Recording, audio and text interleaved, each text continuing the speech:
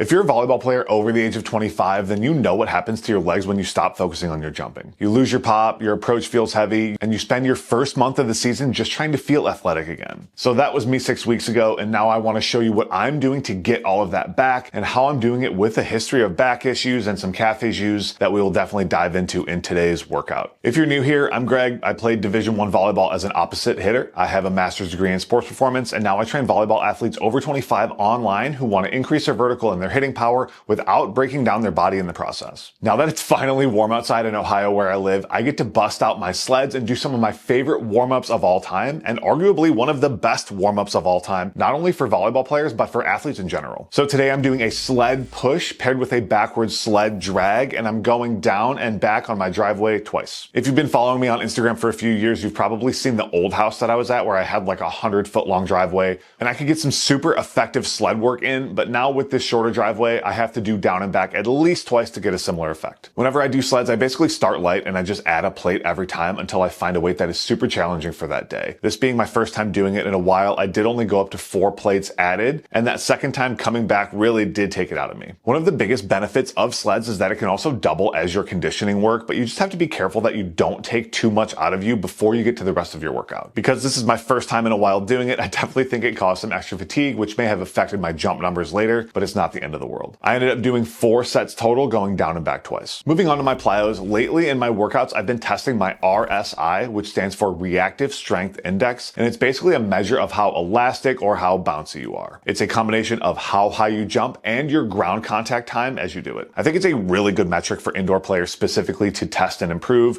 grass players as well, but I'm not sure it has much of carryover to beach volleyball just because of the naturally longer ground contact times from playing beach. So even though I only play beach and some grass, I still wanted to take a cycle or two to work back up to getting my RSI where it used to be. I also use these as my direct plyometric warm-up. So basically I started with a low amount of intensity and effort, and then each set I increased my intensity and effort until I could no longer hit a higher RSI number. I'm measuring my RSI today with the OVR Jump, and I think it is a great tool for this purpose. You may have seen in some of my other videos that I also use the VERT unit, which also has RSI measuring capabilities, but I actually broke mine and I had to order myself a new one. If you're interested in either of those products, you can actually find affiliate codes for both down in the description. Overall, I ended up doing 5 total sets of the Pogo jump / RSI testing before moving on to my counter movement jumps. So for counter movement jumps, I actually kept the OVR jump out so I could do some max effort and get some measurements for this week. Through a lot of the winter and spring, I really wasn't focused on my jumping and my vertical jump numbers, and I definitely lost quite a few inches. Over the past 4 weeks, I've already added 2.5 inches back to my standing jump, and hitting today's highest jump was 25.6 inches. This is only a couple inches under my old kind of normal counter movement jump when I would test with my vertical jump tester. Most times I would test at about 10'7" or 10'8", and this would have had me about a 10'6" or 10'6.5" if I was using the tester. My highest counter movement jump ever was 10'10" in college, and I did get within an inch of that a couple years ago, and I really don't see any reason why I can't do that again,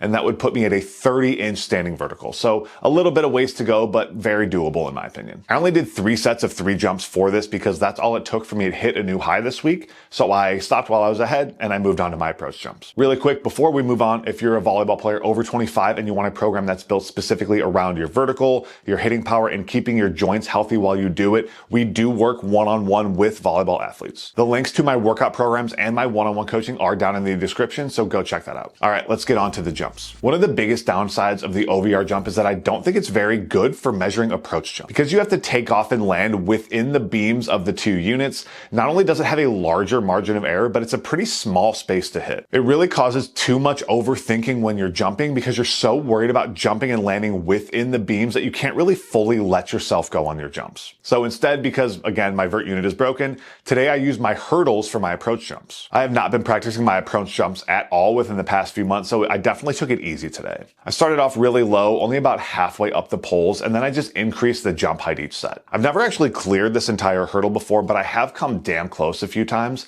and so I'm going to work really hard on finally hitting that this summer at the age of 35. I did 4 sets of 2 jumps, working up to the maximum effort that I felt like I could do for today. I know this has already been a pretty jump heavy workout, but I have been wanting to add assisted Pogos to my program for a minute now, and it finally made sense to do them in this portion of the workout. Band assisted Pogos allow you to jump higher than normal because you're taking some of your own body weight off with the bands, and this allows your body to experience speeds and forces that it doesn't typically experience, which can teach your nervous system to move faster and ultimately, hopefully, help you jump higher. I actually went back to the OVR for this and went back to testing my RSI because my goal was to increase my RSI by 10% more than I normally could do earlier in the workout. When doing band assisted jumps, I've heard a good goal is to aim for about a 10% reduction in your body weight. So this seemed like a pretty good measurable equivalent to me. I did 3 more sets of 5 to 6 jumps before finally moving on to the lifting. So now we finally get into the heavy portion of the workout with some heavy box squats. And today I'm actually pairing my box squats with standing calf raises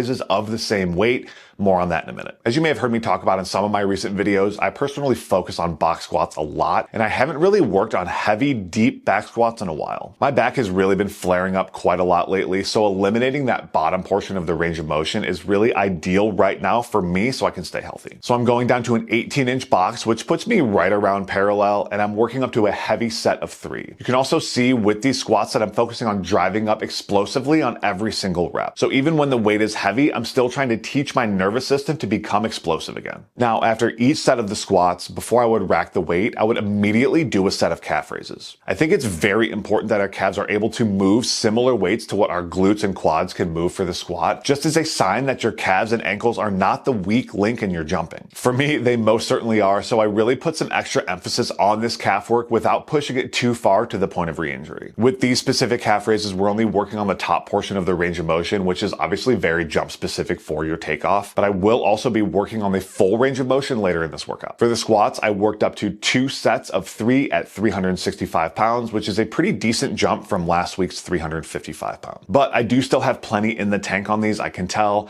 I'm just really trying to take my time and rebuild my strength on these slowly, coming off of my most recent back injury so that I don't re-aggravate anything. My goal for this exercise is to get back to at least double body weight for a 1 rep max, which puts me somewhere between 470 and 490 pounds. I'll probably just get back up to 500. I did stop my calf raises after the set of 315 because I didn't really want to push them too hard and it didn't feel great. The goal for these standing calf raises is also double body weight, so I clearly have some work to do on my lower leg strength. After our squats, we have to make sure we hit some posterior chain work, so today I went with back extensions because I do RDLs on my other lower body day. I have a 20-year history of back injuries, including this most recent one, so I really need to take these a bit more seriously and slowly to help prevent some of these recurring issues that I've been having going on. I could still feel a little bit of the leftover stiffness at the very bottom of this range of motion, so I did cut the range of motion just a little bit short with the weight, but then after I did my 10 reps, I would actually drop the weight and do a few more full range of motion reps just with body weight only. I did 3 sets of 10 and worked up to 40 pounds in each hand for 80 pounds of total load. The standard that we have for this would actually put me at 60 pounds in each hand, so I'm not too far off of that, but I do have to work on getting back to that full pain-free range of motion. And like I said earlier, I finished off with some full range of motion calf raises, going single leg for sets of 10 to 12. I really focused on getting a good stretch in the bottom here, usually with a slight pause so I didn't bounce, just trying to get a really good contraction in my calf on the way up, specifically that medial gastroc head. That medial head is where the majority of my injuries have occurred on both sides, so I really want to make sure that that specific part of my calf is taking its fair share of the load. You can actually see on these back views on my left leg the substantial effect that the injury had on my calf. Hopefully you can see there's a pretty decent divot in the bottom of that medial head of the gastroc, and you can see how it actually still contracts differently than it does on the right leg. Although the strength between both calves is actually pretty equal on most exercises, I do still have to work on increasing the mind-muscle connection in that medial head specifically. Sometimes I actually get tweaks on the lateral head of my gastroc because it's not taking its fair share of the load when I do a lot of exercises. So to help with that, I finished off with doing some 2-legged calf raises with that internal rotation